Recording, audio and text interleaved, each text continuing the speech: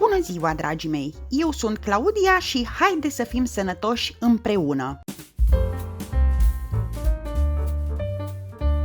Astăzi mai vorbim puțin despre cătină. Vom pregăti un nou elixir delicios, sirop de cătină și lămâie, de data aceasta un sirop clasic, fiert și cu zahăr. Este un deliciu pe care este păcat să-l ratați. În plus, vom afla și 7 curiozități despre cătină pe care poate nu le știați. Haideți să vedem de ce avem nevoie și cum vom proceda pentru siropul de cătină. Avem nevoie de 1 kg de boabe de cătină, curățate de impurități și bine spălate, de aproximativ 700 de grame de zahăr și de 2 lămâi, care vor da siropului un plus de savoare. Pentru varianta de sirop de cătină presat la rece, dați click aici sus sau găsiți link în descriere. Cum procedăm pentru siropul de astăzi? Extrem de simplu.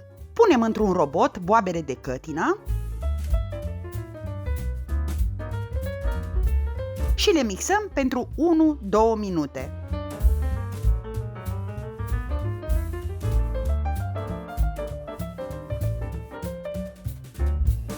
După ce le-am mixat bine, turnăm totul într-o strecurătoare. Pasăm cu o paletă până rămân doar cojile și sâmburii.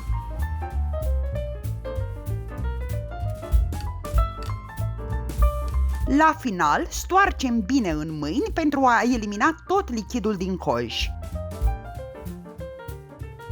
Am obținut un concentrat fin de cătină, din care vom face siropul, iar restul vom usca la întuneric și le vom folosi pentru ceai.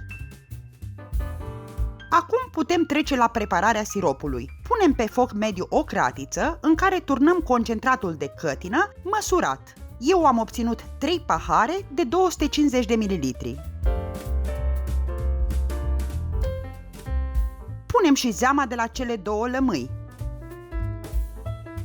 Acum adăugăm exact aceeași cantitate de zahăr, adică tot 3 pahare.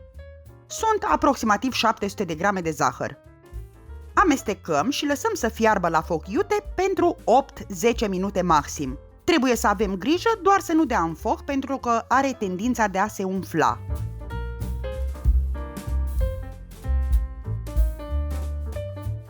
După acest timp, dăm cratița deoparte și turnăm siropul fierbinte în sticle sterilizate.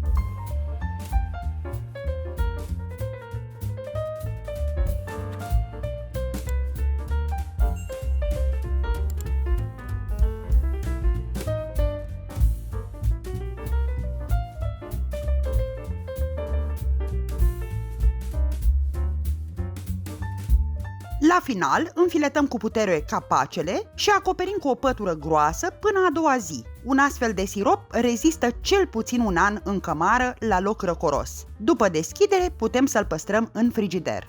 Eu am obținut 1 litru de sirop și încă puțin pentru o degustare. Turnăm peste un dege de sirop, aproximativ 30 de ml, apă minerală și putem savura un suc delicios, plin de vitamine și minerale.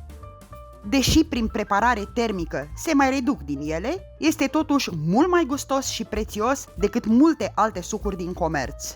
Și acum haide să vedem câteva curiozități despre cătină pe care poate nu le știați. Denumirea științifică a cătinei. În limba latină, cătina se numește Hipophae rhamnoides, iar despre existența și beneficiile ei se cunoștea încă din antichitate. Chiar dacă niciodată nu a fost la fel de apreciată și căutată ca în prezent, cătina se consuma și în vechime, iar cei care îi cunoșteau proprietățile le apreciau cum se cuvine. Cătina este un simbol al poporului român. Cătina crește pe malurile râurilor și ale mării, în locurile stâncoase, pe soluri nisipoase, dar și în zonele muntoase la mare altitudine. Datorită capacității sale impresionante de a se adapta la orice condiții climatice, ea este des asemănată cu poporul român care de-a lungul istoriei a înfruntat multe provocări, dar a reușit să iasă la liman de fiecare dată.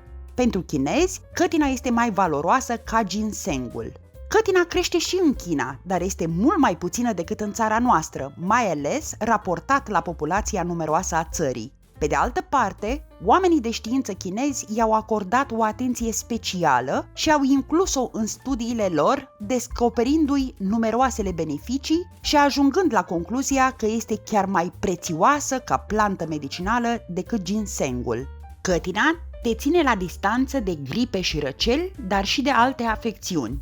Cătina are un conținut bogat de vitamina C și din acest motiv este foarte bună ca tonic pentru organism. Consumul ei se recomandă atât pentru prevenirea gripelor și răcelilor, pentru ameliorarea simptomelor lor, dar și în perioada de convalescență de după boală. Mai mult, se pare că are un efect pozitiv și împotriva celulelor canceroase, fiind recomandată atât pentru prevenirea cancerului, cât și pentru tratarea sa. Cătina se poate folosi pentru preparate delicioase. Mulți evită să consume cătină din cauza gustului ei specific. Aroma ei simultan acră și amară nu este pentru toată lumea și din acest motiv are mult de pierdut la capitolul popularitate. Cu toate acestea, ca orice alt fruct, cătina se poate folosi ca ingredient de bază sau ca ingredient secundar pentru preparate culinare absolut delicioase, preferate chiar și de copii. Zdrobită bine și strecurată sau dată prin blender și apoi amestecată cu zahăr,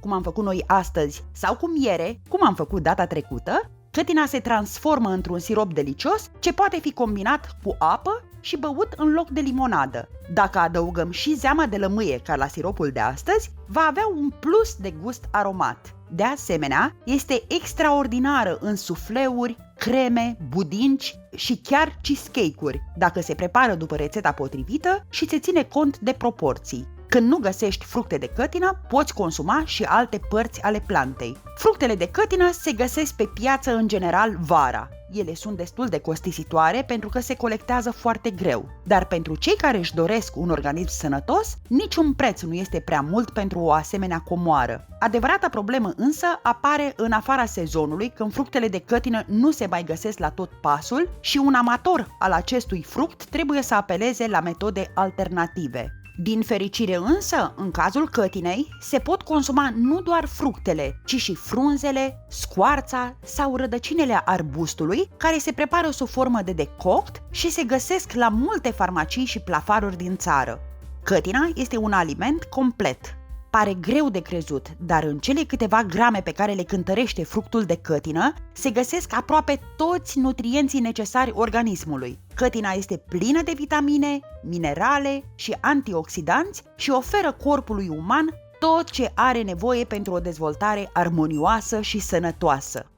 Eu vă mulțumesc pentru astăzi. Dacă vreți să gătiți alături de mine, intrați pe canalul Mâncare cu Savoare. Dacă vreți să și croșetați cu mine, dați o raită și pe canalul Crochet Your Life. Să vă fie cu folos și vă urez din suflet să fiți sănătoși!